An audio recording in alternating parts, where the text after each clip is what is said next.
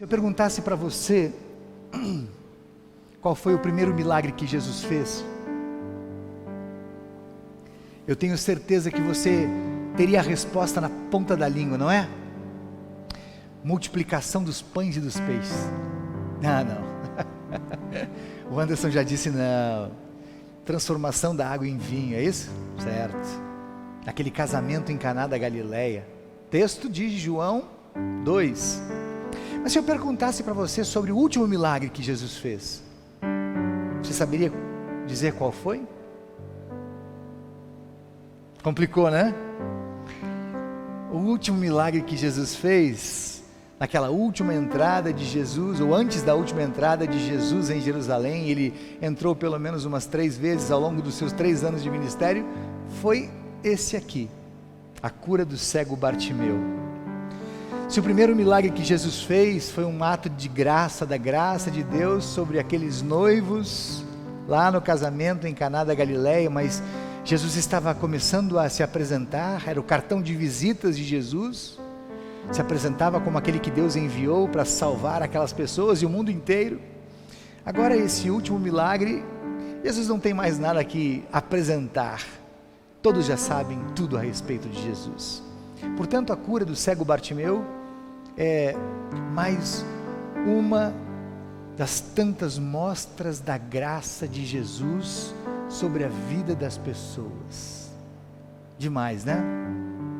Então, vamos ali em Jericó para ver mais detalhes sobre o que aconteceu por lá. Primeiro destaque de hoje, versículo 46, Jesus estava passando por Jericó e tinha um cego na beira do caminho. Jesus e os discípulos estão passando por Jericó, indo em direção a Jerusalém, onde Jesus seria crucificado. Só Jesus sabia disso. Jesus tinha falado sobre isso com os discípulos, mas os discípulos não tinham dado muita bola. Jesus sabia que seria crucificado, os discípulos não estão muito por dentro. Mas a passagem por Jericó, ela é uma passagem rápida, de algumas horas, talvez para um lanche, um almoço. É hora de abastecer as moringas com água, conversar um pouco com as pessoas, porque a multidão rapidamente se aglomerou em volta de Jesus. A notícia que Jesus estava na cidade se espalhou rapidamente, e diz o texto que uma multidão se avolumou ao redor de Jesus. A cidade de Jericó, praticamente inteira, estava querendo ver Jesus, querendo ouvir Jesus. Aliás, não há como falar em Jericó e a gente não se lembrar daquela canção que diz: vem com Josué lutar em Jericó. Era essa? Não. 1300 anos antes de Jesus passar em Jericó em direção a Jerusalém, o povo de Israel estava passando por ali para conquistar a terra prometida.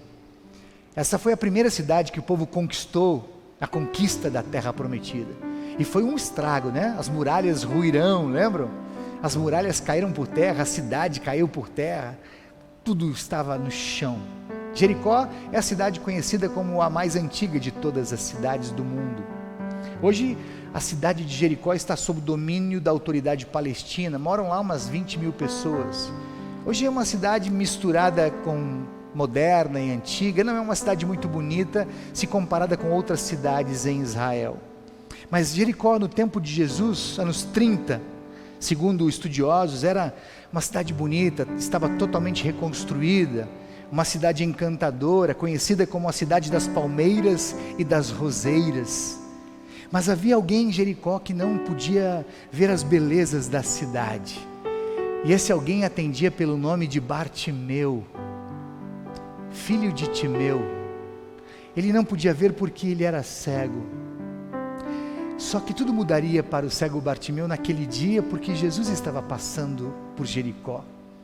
E embora Bartimeu não pudesse ver as belezas da cidade de Jericó, as palmeiras, as roseiras, nem Jesus, nem a multidão se avolumando ao redor de Jesus, os seus ouvidos tinham uma audição super aguçada, e no meio do barulho da multidão, gente querendo falar com Jesus, pedindo uma bênção, pedindo um milagre, ele ouve o nome de Jesus ser pronunciado, e quando ele ouve o nome de Jesus, ele começa a gritar quase que desesperadamente: Jesus, filho de Davi, tenha pena de mim. E mesmo que as pessoas pedissem para que ele calasse a boca, o repreendessem, ele gritava cada vez mais alto, ele fazia mais barulho ainda: Jesus, filho de Davi, tenha pena de mim. Sabe, querido, nada é feio, nada é vergonhoso, fora do lugar, humilhante, quando tudo que nós estamos fazendo é dando um grito de socorro e reconhecendo que só Jesus pode dar um jeito na gente. Só Jesus pode dar um jeito na vida da gente, mudar a gente. Quem não se lembra dessa mesma cidade? Um tal de Zaqueu, o poderoso Zaqueu, de repente se pega subindo num sicômoro para ver Jesus. Que vergonha que Jesus não faz com as pessoas, hein? Nada é feio quando o que a gente está fazendo é para Jesus mudar a vida da gente. Segundo detalhe do texto, Jesus está chamando você. De repente, Jesus ouve o grito do Bartimeu e imediatamente para aquele cortejo, a multidão. A sensação que eu tenho quando leio o texto é que a multidão já tinha passado do lugar onde o Bartimeu estava. Até por isso, de repente, o Bartimeu estava gritando cada vez mais alto, ele ouvia os passos da multidão. Jesus então, de repente, para tudo e manda chamar o Bartimeu. Eu fiquei imaginando a cena da seguinte maneira: o Bartimeu não podia enxergar com os olhos, mas ele podia ouvir. Então ele estava ouvindo a multidão indo cada vez mais longe, e ouvindo o barulho da multidão indo embora, e ele gritando cada vez mais alto. De repente ele ouve a multidão parar, o barulho se aquieta. Aí uma conversa de longe, de repente algumas pessoas vêm na sua direção, passos cada vez mais próximos dele, e de repente alguém diz pertinho do seu ouvido: ei, amigo,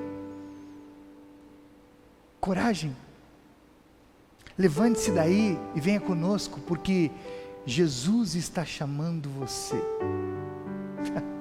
Sabe, querido, o texto diz que Bartimeu jogou a sua capa para o lado, jogou a sua capa para longe, a capa que talvez tenha sido o que ele tinha de mais importante, a capa que ele usava para proteger a sua vida do frio, das poucas chuvas que caíam naquela região desértica, proteger a sua vida da poeira, e por que não dizer da vergonha, porque naquela época estar na condição de Bartimeu era motivo de vergonha. Ele era considerado mais pecador do que os outros. Quem tinha as debilidades, a enfermidade que ele tinha, era mais pecador. Ele estava naquela condição porque era mais pecador do que o outro, do que os outros. Então ele era desprezado pela família, pelos amigos.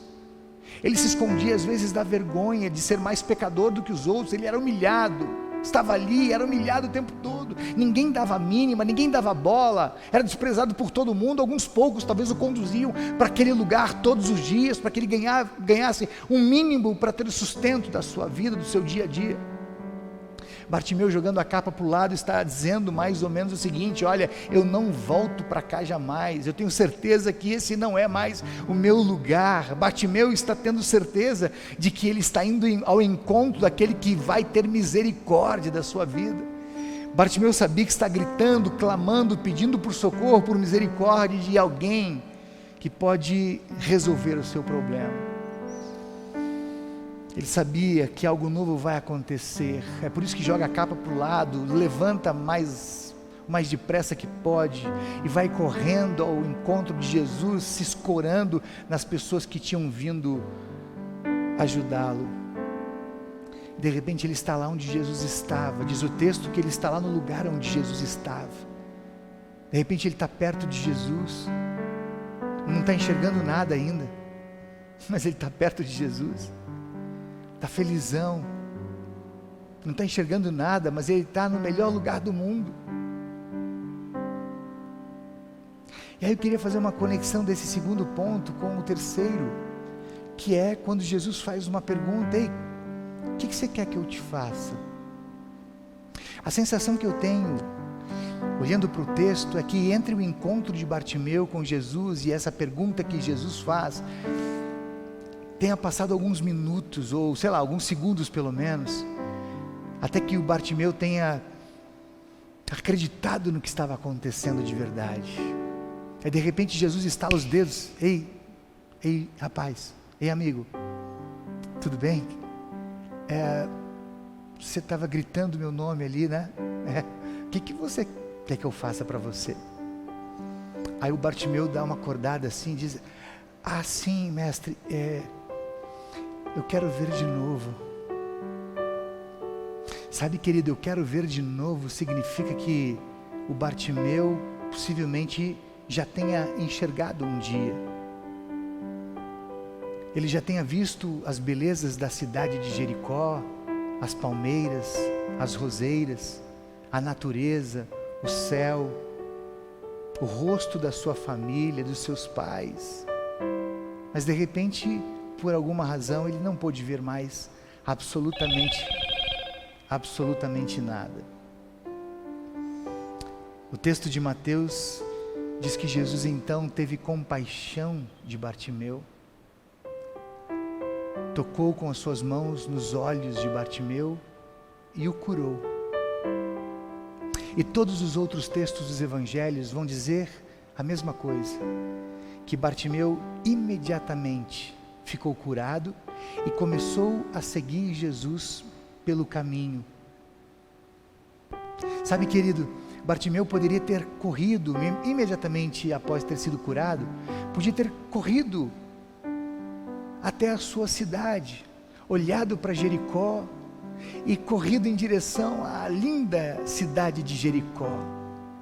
Ele na verdade podia ter corrido para qualquer direção, ele enxergava tudo, mas correr para qualquer direção não faz de alguém uma pessoa feliz.